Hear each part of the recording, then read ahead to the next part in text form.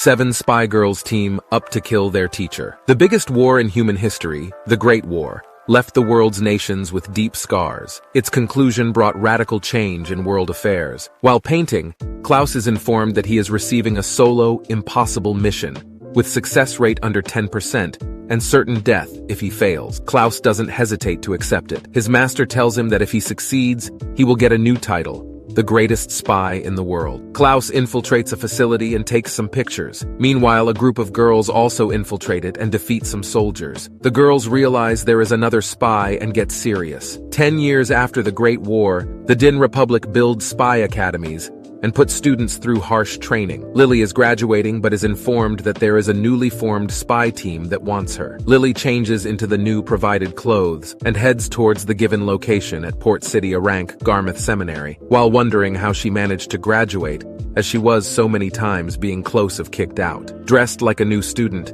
she goes inside and looks for the meeting room. Eventually, she finds a secret path and follows it to a big manor. As the meeting is starting soon, she rushes in, introducing herself with her code name Garden Flower, but is surprised to see that there are only young girls there. The girls scold her for being late and wonder about her grades. But as Lily states they weren't good, the girls realize she is just like them. Klaus shows up and welcomes them. He explains they are a new spy team called Lamplight, and he is their new boss. After 1 month, they will be taking on an impossible mission. Their training starts tomorrow and they can get to know each other today. As Klaus leaves, Sibylla explains that they are all washouts and their academies were happy to get rid of them. Greta finds a letter with communal living rules, and Lily realizes they will be living here. They decide to have dinner, and while eating they find it strange they all come from different academies. Even more, impossible mission have over 90% mortality rate, even among first-class spies. Lily is sure it'll all be fine, and Klaus will train them well. The girls then spend the day enjoying themselves. The next day, before Klaus starts talking,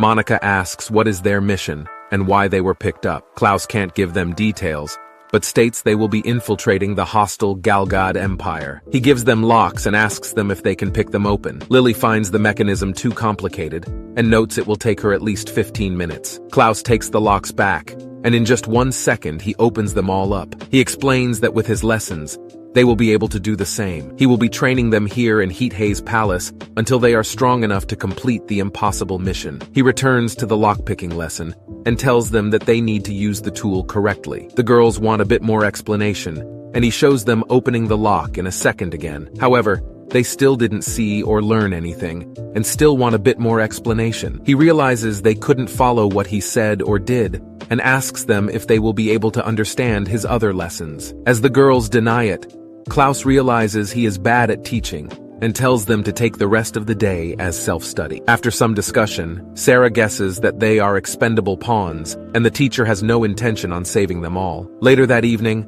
Lily visits Klaus. He is painting but explains he is trying new teaching methods.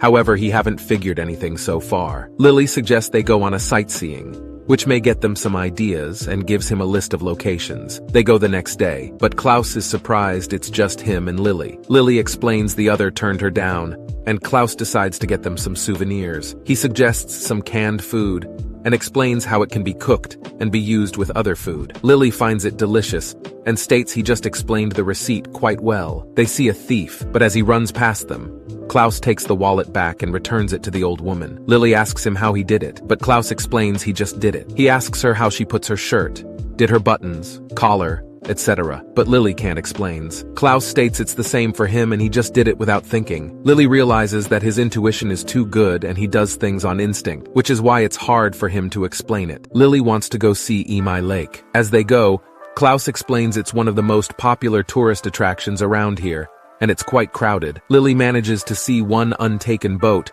but Klaus stops her before she gets on it, explaining it's a man's job to step on the boat and check it first, and offer his hand to the lady to get on. As they look at the sunset, he tells her to never forget that sight, the smiles of the people and many other things. He explains that once there was a bomb attempt assassination on the market they were, but spies got that intel and stopped. People are starting to heal from the war scars, and it's the spy's job to protect them. Lily guesses that's why they are being a sacrificial pawns, but explains that she still wants to live and can't accompany him on the mission. She activates a paralytic gas that knocks Klaus down. Lily explains that poison doesn't work on her due to her abnormal physiology. Her village was used for a testing ground during the Great War, and she was the only survivor. A spy saved her, which is why she wanted to become a spy and save her country. As Klaus can't teach, they will surely die, and she doesn't want to die. She tells Klaus to disband the spy team and get everyone on other teams, otherwise she will stab him with a poisonous needle.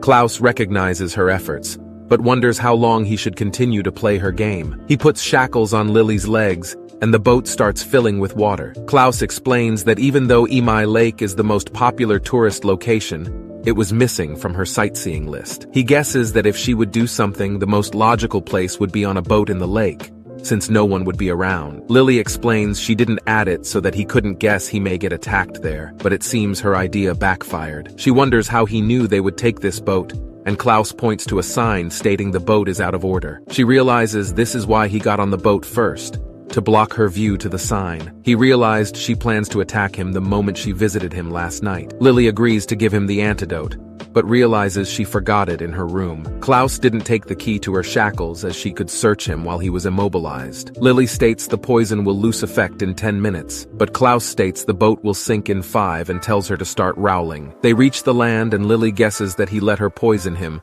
and Klaus confirms as he wanted to test her skills. He congratulates her on seeing the impending crisis and acting on it before anyone else. He decides to make her the lamplight leader. Lily finds that cool, but notes he still can't teach. Klaus states he came up with a new idea thanks to her. The next day, Klaus gathers the girls and explains that they are no sacrificial pawns. He hand-selected them all and doesn't intend to let anyone die. Since he is the greatest spy in the world, if they help him out, completing the mission would be a child's play. Lily states they will be fine, and reveals she is their leader. Klaus then reveals his plan on training them and tells them to defeat him. While Klaus is taking a shower, the girls plot to defeat him. They cover the windows with black sheets to block the light and turn off the electricity. As it's complete darkness, they quickly enter, hoping to defeat him before his eyes adjust to the darkness. 5 days ago, Klaus tells the girl to defeat him by making him say, "I surrender." They can use whatever methods they want, and can come in groups too. Greta guesses this is like actual spy work training, and they can dig dirt on him or even use his family as hostage. They decide to team up and show him how good they are. They attack him straight on, believing their numbers would be enough, but get easily defeated, and Klaus tells them to use their heads next time. For the next 5 days, the girls try various tactics, but they all fail. They try taking him out while in the shower and his eyes aren't adjusted to darkness, but Lily ends up slipping on a soap bar and they fail. Klaus congratulates them on their tenacity, as this was their 13th attempt. He leaves and tells them that he will return tonight and would expect another better attack. The girls think that Klaus can't empathize with their worries, as he was probably never in a bind like them. Lily disagrees, believing he has burdens he is carrying. Lily then wants to make a suggestion as their leader, but the rest still haven't accepted her as a leader. At the same time, all of their conversations are being listened on and recorded. Klaus receives more information about his impossible mission from C, who also heard that he is having trouble with teaching the girls. C tells him that he needs to assuage the girls' fears. He used to be able to count on his team to get through to you, but his team is gone now. On his way home, Klaus recalls how he received the mission, and how he told Guido that he and the rest are family to him, and will gladly risk his life for his family. Entering Heat Hayes' palace, a net is thrown at Klaus, but he easily throws it aside. Realizing all are there, Klaus decides to tell them about their mission, and reveals that Lamplight aren't the first to attempt the impossible mission. Another team known as Inferno tried it before them. Thea recalls they are the best spy team in the Din Republic, and she became a spy wanting to join them. Klaus tells her that Inferno no longer exists, as there is only one member left of them, and it's Klaus. 1 year ago, Klaus, under his codename Bonfire, went on a solo operation by his master Guido's orders. While he was gone, the rest of Inferno's members took on the mission, but none made it back alive. Klaus apologizes for frightening them, but he had a good reason to choose the 7 of them. He won't force them, and will let them decide if they want to come on this mission or not. Lily and the rest quickly agree to come with him. The girls already expected him to be from Inferno, and had spent the afternoon investigating the palace. They found traces of other people and asking around. They figured the people who lived here were important to Klaus. He must have hit rock bottom after loosing them, and since the girls also hit rock bottom, they don't intend to let other bottom dwellers and will try helping them climb out together. Klaus believes he made the right choice making Lily their leader. When time comes, Klaus and the girls head towards Galgad Empire for their impossible mission. They split in two groups, one led by Lily and one by Klaus. The mission requires them to steal a sample from a lab on the imperial capital's outskirts. ND Laboratory, official a lab belonging to a pharmaceutical company, is in truth a secret lab of researching cutting-edge weapons. Thea and Greta are the intel squad and start by gathering information. Annette and Sarah are on the specialist squad and use their special talents to support the other squads. Sarah uses Barnard to send information to Lily. They found a key player, and the operations squad needs to make contact. Lily and Sibylla are on it, and Sibylla easily steals the target wallet. However, police shows up and wants to check them, explaining that they are tourists, and this area has lots of pickpocket thieves. The policeman doesn't find anything and leave them. Lily wonders where Sibylla hid the wallet, but Sibylla states she didn't, and someone stole it, guessing only one person can do that. A disguised Klaus took it so the police wouldn't find it. After message from Lily, Greta goes to meet Klaus. She is surprised how much information he had gathered on his own. They confirm that the sample haven't been moved from the lab. Now that they have all the information they need, they're ready to start the operation soon. Greta tells Klaus that Lily wants to hold a party a night before the operation. Klaus wonders if she forgot they are spies in a hostile land. Greta guesses that Lily is worried about the team fatigue levels, and Greta agrees with her. Klaus remembers it's their first mission and agrees, stating he will make a reservation at a trustworthy restaurant. Greta states Klaus should come too, otherwise it may look more suspicious. On the night before the operation, the girls gather for the party. Klaus is observing them from outside, but notices something and comes in to find them all drunk and sleeping. He wonders why aren't they more stressed, and Sibyl states they are stressed and scared, but feel safe right now because Klaus said he would come. Klaus recalls how he is told that if someone lets you watch them while they sleep, it means they trust you. Looking at the girls, Klaus is reminded of Inferno, and his resolve becomes more firm. Later, the girls wake up and find a letter from Klaus. It tells them about a change of plans. They were supposed to enter from east, while he from west, but they are reversing it now. He knows they had a hard time with a boss who can't teach them or explain anything, so he thanks them. The girls are surprised, but happy that he said thanks. On the night of the operation, Klaus and the girls need to retake the bioweapon, the killer virus known as Abyss Doll. The girls play paper, rock, scissors to determine who will carry the backpack. However, they trick Sibylla, telling her that they will all choose rock, but instead they choose paper. Sibylla is annoyed that they tricked her, but the rest explain that she is the strongest, which is why they want her to carry the backpack. Klaus and the girls then start their mission and infiltrate the lab from different sides. Earlier, Klaus explains that they are looking for a biological weapon, Abyss Doll, a killer virus that spreads via airborne droplets over its 1-week incubation period, then kills the host within 12 hours of symptoms appearing. Klaus also warns the girls that there will be soldier and spies stationed in the lab and they will shoot to kill if the girls get noticed. While infiltrating, the girls spot some soldiers and quickly manage to dispose of them. Bernard warns Sarah, and she realizes there is also a spy who is quite good to be able to escape Bernard's surveillance. They see the spy, Guido, and attempt to take him out, but he dodges their bullets and throws a bomb. Klaus sees the bomb explosion and notes it's the same color as the ones his master uses. Klaus quickly recalls his training with Guido and how he was never able to defeat him as he was a 1/10 of a second slower than him. After Inferno got wiped out, he identified Guido's corpse, but now wonders if it was fake. Lily faces Guido, who finds it strange as Klaus was supposed to come in from the west side. Guido guesses that Klaus changed the plan, but after he takes the girls hostage, it will be all over. Lily realizes he is Guido, and that he betrayed his team. Lily wonders how he knew their plan, and Guido explains that he used to live in Heat Haze Palace and had put bugs everywhere. The girls decide to go together on him. Otherwise, if they run, he will capture them one by one. He goes after Lily, who leads him into a wire trap. Annette then attempts to attack him, but he gets free and knocks her out, noting that he knows all of their tricks and spy techniques, so they won't work on him. Guido tells the girls to come out, or he will start breaking Annette's fingers. Lily comes out to buy the rest some time. She explains that she decided to keep all 7 of them alive, and compares them to various things like the 7 deadly sins. Sibylla and Monica create a smokescreen and attempt to attack Guido, but he dodges and finds Thea. She acts innocent, but he figures he must be lust. Thea confirms, but states it's too late and activates a trigger that chains Guido's legs. Klaus then jumps at Guido, however. Guido states they can't fool him with that disguise, and knocks down Gretti, explaining that Klaus calls him Master, and not Guido. Guido frees himself and knocks out Thea. Lily comes and releases a poison gas and takes Thea with her. Sibylla and Monica attack again. Guido realizes it's paralyzing gas,